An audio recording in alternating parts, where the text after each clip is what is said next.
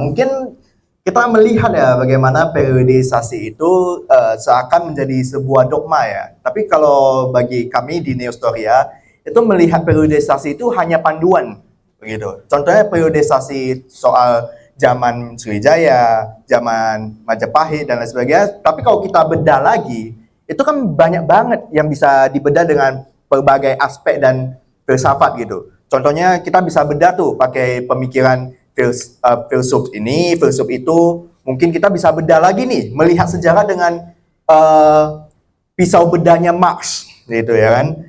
Jadi kita nggak boleh melihat periodisasi itu ibarat sebuah dogma yang terpenjara lah gitu. Ibaratnya kita lihat kalau periodisasi Indonesia dijajah seperti ini, maka periodisasinya memang seperti itu. Padahal ya itu sebagai panduan saja, seperti ada periodisasi Hindu-Buddha. Padahal ya seiring dengan zaman Hindu-Buddha ya sudah mulai tumbuh kerajaan-kerajaan Islam, seperti kan Samudra Pasai itu kan berbarengan dengan Majapahit gitu. Nah, kembali lagi ke Indonesia yang dijajah 350 tahun. Kalau kita bedah lagi dalam periodisasi itu, kita melihat bahwa seperti yang tadi dibilang oleh Pak Jizir Rijal kan waktu itu juga banyak kesultanan dan entitas politik yang merdeka gitu. Tadi saya kan ada ungkit soal Kesultanan Delhi ya kan. Kesultanan Delhi itu pada waktu itu ya mereka masih punya kedaulatan politik. Mereka hanya membagikan konsesi politik kepada Belanda di Medan pada waktu itu. Jadi kalau kita bedah lagi, kita melihat bahwa entitas-entitas politik yang merdeka juga ada berbarengan di masa waktu penjajahan Belanda gitu. Jadi kita melihat periodisasi itu hanya panduan sebagai garis besar gitu. Jadi biar kita lebih mudah memahami sejarah. Contoh kayak ada panduan ya kan, kemarin di kantor Neostoria baru beli air fryer baru itu ya kan. Jadi ya kita masak kentang gorengnya kan, kata panduannya sih bilang 10 menit doang. Ternyata 10 menit doang masih masih lembek kentang gorengnya. Ternyata nggak bisa ikut panduan full juga begitu ya kan. Harus kita bedah sendiri lewat pengalaman, kacamata, ya kan. Hal yang sama juga terjadi dalam periode sejarah begitu. Terus ya kita melihat bagaimana politik dinasti ini memang semakin lama semakin meresahkan ya di Republik ini ya. Sudah mulai ada cipta kondisinya begitu. Makanya nanti kita sekalian aja bikin spanduk Janetes 2044-2049 biar kita bisa masuk ke lingkar kekuasaan juga ya kan. Tadi mah tahu dikasih masuk ke Koalisi Indonesia Maju Plus. Jadi kita melihat bahwa memang ya sistem penjajahan terhadap pikiran manusia itu sungguh sangat berbahaya ya kan. Kalau penjajahan kolonial itu bisa dilawan dengan bedil, dengan bambu runcing ya kan, seperti yang dibilang-bilang begitu ya kan. Tetapi penjajahan pikiran itu harus dilawan dengan apa? Harus dilawan dengan pendidikan. Jadi pertanyaan pentingnya satu, pendidikan kita bagaimana? Apakah juga dijajah begitu? Apakah pastikan semua hal yang kita baca itu telah membentuk pemikiran kita, atau malah membuat kita itu semakin terjajah pemikirannya begitu? Makanya kembali lagi, bagaimana kita tahu ya kan bahwa pikiran kita sedang terjajah? Pertama kita harus membaca banyak buku. Nah sekalian promosi nih, jadi kalau mau baca buku itu langsung belanja buku Komunitas Bambu aja ya. Karena memang betul, saya setuju banget dengan tagline-nya Cobham ya, durhaka tidak membaca ya. Kalau sampai kita tidak membaca, bagaimana kita tidak tahu? Bagaimana kita bisa tahu kalau pikiran kita itu sedang tidak terjajah? Kalau kita tidak membaca, bagaimana caranya kita tahu kalau pemikiran kita itu terjajah? Bagaimana kita bisa membandingkan parameternya begitu? Contoh soal politik dinasti, kita lihat komentar di TikTok ya kan, dibilang cie yang kalah, nyinyir mulu yang kalah gitu ya pas kita lagi bikin soal diskursus mengenai politik dinasti itu ya kan, selalu dinyinyirin gitu ya kan. Ada yang bilang juga dasar SJW lu gitu dan lain sebagainya. Jadi banyak orang yang belum sadar bahwa pemikiran mereka itu sedang terjajah. Seakan-akan saat kita menyuruh mereka, "Bung, mari kita keluar, mari kita melihat cahayanya di sana." Mereka jawab, SJW lu gitu. Jadi dengan semakin kita banyak membaca, kita buat ini menjadi sebuah tren. Kan orang Indonesia katanya suka FOMO ya. Kripto FOMO. Cara cepat kaya di usia muda FOMO, ya kan?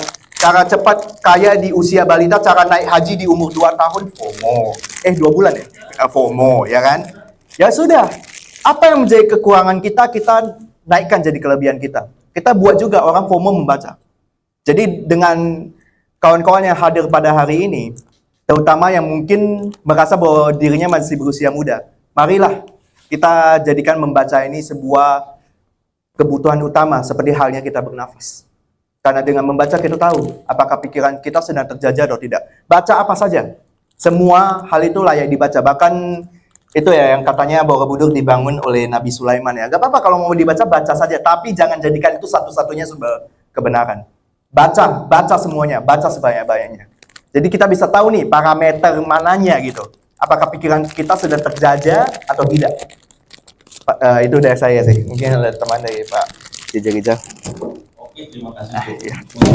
Sorry, kejatuhan ini, maaf. Oke, terima kasih untuk materi kesalahannya. Mungkin mulai besok saya akan banyak baca Dodi ya. Jangan. Iya, kalau Bang Didi sendiri menurutnya gimana? Kalau untuk pertanyaan di yang kedua. Persoalan besar kita hari ini tuh kematian politik sebagai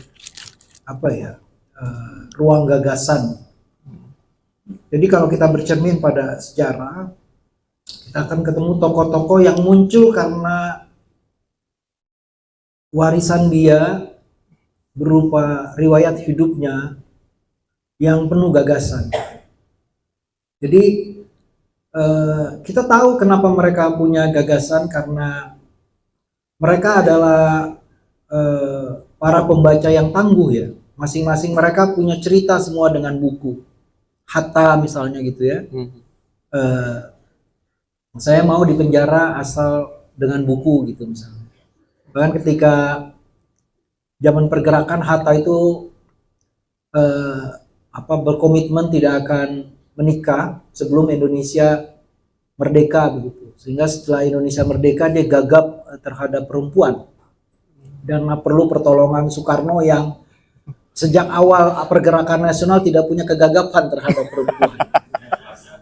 Ya, untuk melamar Rahmi Hatta, dan Soekarno bilang, apakah kamu mau menerima teman saya, sahabat saya sebagai suami,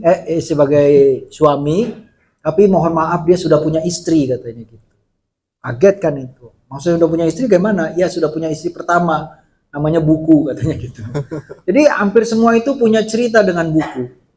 Ya, Tan Malaka itu harus mengikat perutnya kencang-kencang dengan ikat pinggang hanya untuk membuat dia bisa menyisihkan uang makannya untuk belanja buku misalnya. Ya, tapi hari ini kita nggak punya elit-elit di tingkat atas, pejabat-pejabat yang dalam hidupnya punya cerita dengan buku. Nggak ada. Mereka nggak punya budaya baca buku. Ada sekalinya baca buku rekening bank misalnya gitu. Ya, jadi ini problem. Ketika orang hidupnya melulu baca buku rekening bank, itu konsep apa yang benar itu hilang. Berganti menjadi apa yang untung.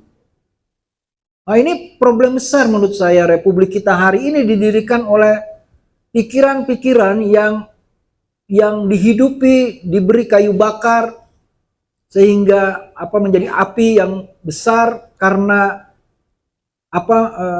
mereka penuh dengan bacaan hidupnya. Jadi mereka menemukan ideal-ideal. Ya, mereka melihat sejarah masa lalu itu bukan sekedar sumber keteladanan, tapi juga ruang bagaimana dialog kemanusiaan itu dijaga. Nah, sejarah hari ini tuh nggak ada dialog kemanusiaan yang dijaga. Hari ini adalah kemanusiaan yang dirobohkan. Setiap hari kita melihat kemanusiaan yang dirobohkan. Di pinggir jalan melihat Kaisang tadi gelisah, itu kan kemanusiaan kita yang dirobohkan. Ya. Gimana enggak kemanusiaan kita yang dirobohkan? Ya. Karena kita tidak melihat gagasan kok dia bisa sampai pada posisi itu. Pernah nggak baca satu paragraf tulisannya dia? Pernah nggak? Pernah gak dia memproduksi pikiran? Ini problem besar loh, bangsa yang didirikan oleh para pemikir, oleh para pembaca buku, tiba-tiba berganti tangan estafetnya kepada orang yang gak punya sama sekali pengalaman dengan buku, dengan produksi pikiran. Gimana dia bisa berwacana, sedangkan nation itu hidup dari wacana, dari gagasan. Ya itulah hari ini kenapa kita merasa sangat miskin. Kegelisahan Mas tadi itu kan kegelisahan orang miskin sebagai nation. Karena ada 300 juta orang Indonesia, kenapa hamba Allah itu yang posternya saya lihat? Itu kan kemiskinan tidak terpermana itu istilahnya. Kemiskinan yang sangat kejam. Gitu. Kemiskinan pikiran. Gimana bangsa yang begitu besar melahirkan orang-orang seperti Ahmad Mukhtar gitu ya. Orang seperti Karaeng Patingaloang yang di abad ke-17 tahun 1600 itu menguasai 8 bahasa dan menjadi orang yang memesan peta bumi atau global. Sehingga namanya dia dituliskan di sudut timur, sementara di sudut barat ada Mercator. Di sudut timur ada Karaeng Patingaloang, Perdana Menteri Kerajaan Goa. Itu abad ke-17. Hari ini di abad ke-21 ada hamba Allah, posternya di mana-mana, produksinya pisang goreng. Itu menurut saya, gimana kita bisa baca sejarah dalam situasi seperti ini? Dalam situasi kematian gagasan. Sehingga dalam pemilu orang kampanye itu jujur dan adilnya, bukan etiknya. Padahal nggak ada jujurnya dan nggak ada adilnya kalau nggak ada etiknya. Di mana pemilu yang adil, yang jujur, kalau calon-calonnya itu tidak punya etik dari mulai pencalonannya, atas jasa paman misalnya gitu. Nah ini menurut saya ini problem besar kita hari ini kalau belajar sejarah, karena kita akan menemukan ruang di mana tiap kita melangkah, tiap paragraf yang kita baca itu ruang pikiran. Tokoh-tokoh pendiri bangsa yang hidup dengan gagasan. Mereka menjadi besar dengan berwacana, bertukar pikiran. Ya. Mereka anggota dari Republik Literaria. Kalau ini Republik Keraton hari ini. Yang bentuknya republik tapi rasanya kerajaan begitu. Nah ini problem besar menurut saya. Sekali lagi kalau kita baca bukunya Bu Hider tuh mau ngomong begitu. Kenapa hari ini Republik Indonesia berdiri tahun 45, ada revolusi yang sangat besar. Tapi kenapa yang kita rasakan old state walaupun masyarakatnya baru, negara lama, negara keraton. Keraton kolonial, keraton tradisional gitu. Itu yang digelisahkan oleh Bu Eder Sutherland. Kenapa itu bisa terus terjadi dan akan berapa lama? Ya, Bu Hider bilang bahkan revolusi yang paling keras pun tidak bisa menumbangkan ini. Lalu bagaimana cara menumbangkan ini? Ya membangun kembali Republik Literaria itu. Republik pikiran.